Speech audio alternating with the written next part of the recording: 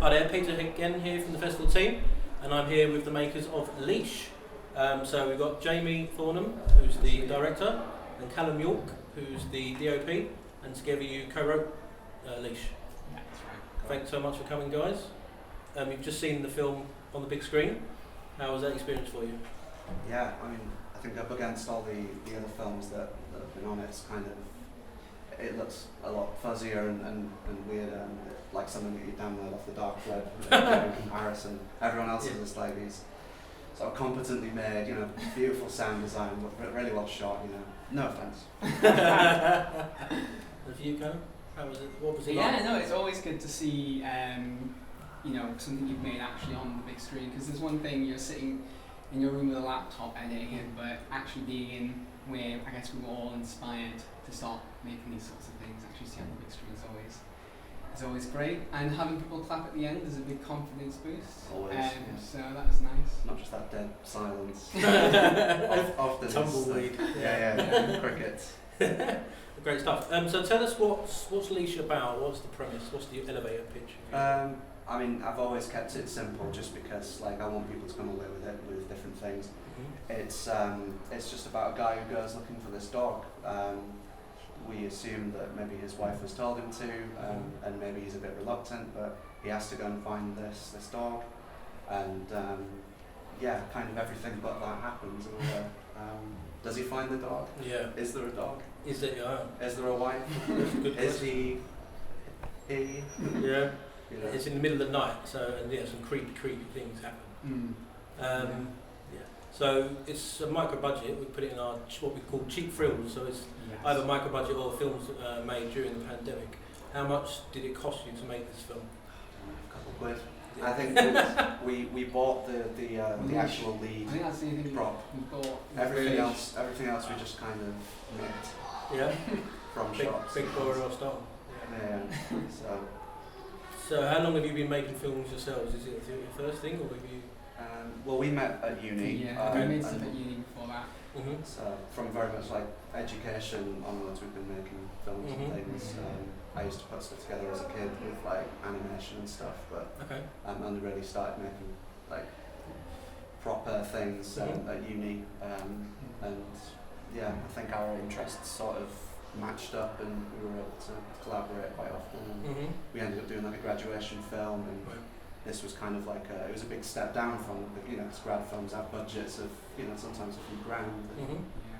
And, we thought money's not gonna be an option anymore, and so we take that out of the equation, and then it kind of forces us to kind of think about the stories that interest us, and kind of how we can do that in the most stripped back way possible. Mm-hmm. So how long did it take you to shoot the film? Initially a night. Yeah. And because we shot it on tape, there were some technical issues in the post-production.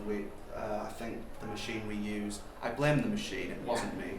I blame the machine. Yeah. We ended up losing one of the tapes. So half of the footage was gone, so it then took on this mythic quality of an unfinished film with missing footage. So we eventually ended up doing some pickups, and miraculously, Callum, being the techie guy that he is, managed to fix the tape a few months later whilst we were editing it. So we managed to get some of that stuff back, but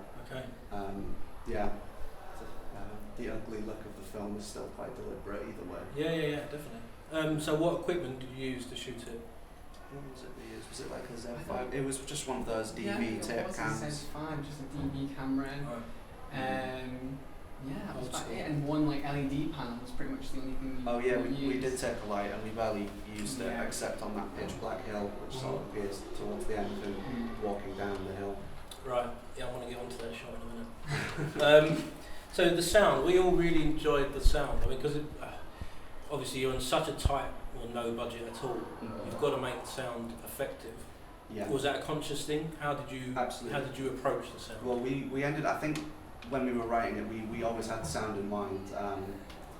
I think it had to feel kind of woozy, and there was always something going on beyond the screen. So we knew that there was going to be a lot in the sound design towards the end, and I think because a lot of the post-production, it was all during lockdown, we had all that time to kind of just sit with it and just soak it all up and figure out exactly what the best thing would be for each sort of moment. And we managed to do like a good professional sound design at the facility I work at, which has a good booth basically for Foley and effects and things like that. Yeah, the sound is really strong, really strong. It's very nightmarish, kind of inducing.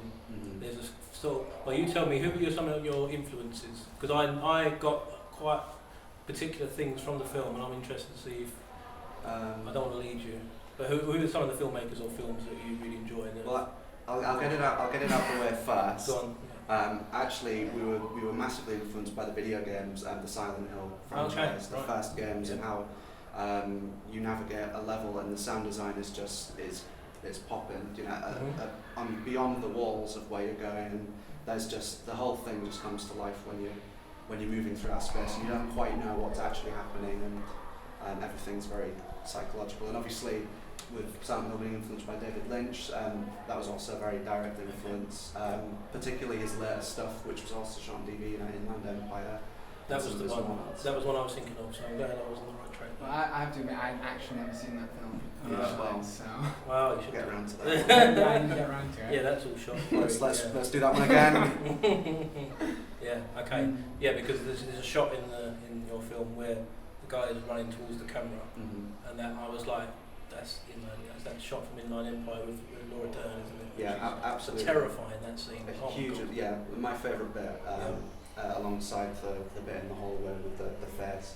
Yes. But I think it was that, and also another one of my favourite horror films, Lake Mungo, which also has, like Inland Empire, that lo-fi kind of, everything's got a very noisy, grainy kind of aesthetic, and there's also like a very lo-fi kind of fern image of someone coming out of the darkness. And I think the images in both of those films are so similar, and they strike me in similar ways. I thought I just had to do that. Absolutely. They're nightmarish shots. Yeah. Okay, so you two guys, you're going to work together again? What's your plans for the future? Well, on the train here, we were talking about the stuff that we've got in the works. We've been writing a lot during the lab sort of half of lockdown.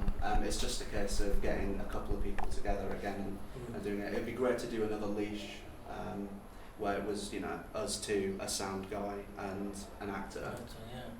Just terrorised the other night. And we should mention the actor. So tell us who that was and how did you end up working with him? So the guy Andrew Hamblin is actually a voice actor. He does various jobs. I think he's done video game work and things like that. He's actually the brother of someone we know who did the sound recording. We didn't really know much of his talents beyond like his voice efforts, but I wanted just not so much like an actor, just a guy who would just deliver the lines. So the idea was that we'd shoot it really late and completely drain this guy, so that every line was just delivered with this like exhaustion, and adding to that kind of you'd be watching this at like 3 a.m, and even the actors are like tired and woozy and dreamy, So he's just some guy almost. So apart from the budget, what was your biggest challenge? Was it the tech or was it something else? To the location? I think genuinely it was the timing of it. I mean, we shot it at night. Obviously the original intention was to shoot just all in one night. We had to do pickups, of course, but I think it was in January. It was freezing cold, and we were up all night. Sort of shooting more or less in chronological order as well, but then like seeing, because it was in an area we both lived in at the time, sort of discovering stuff as we went as well. And I think just the elements, we were getting cold, tired. Yeah, it was freezing cold that night. Yeah, I think that was probably. Should we tell them about the creepy guys who approached us whilst we were doing the hill scene? Yes, please. Yeah. There were some creepy guys that approached us whilst we were doing the hill scene. Okay. We had this huge light out. It was one of the only times we used that light, as we said before.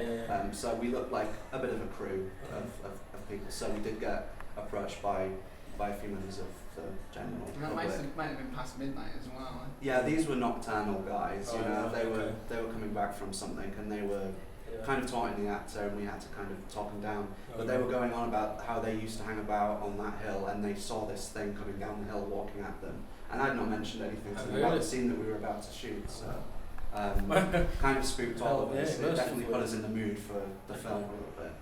Wow, okay. So it was quite grueling.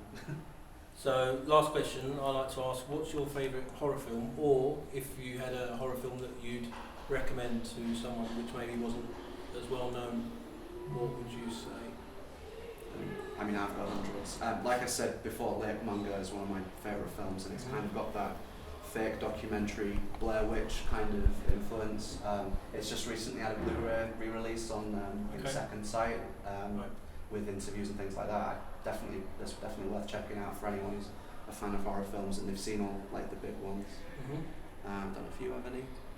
I feel like I've drawn a bit of a blank. On the spot now. So there's things people can ask you like, oh, what's your favourite of this? And like when you put on the spot, sometimes it's hard to like file through what you even know that isn't obscure, you know.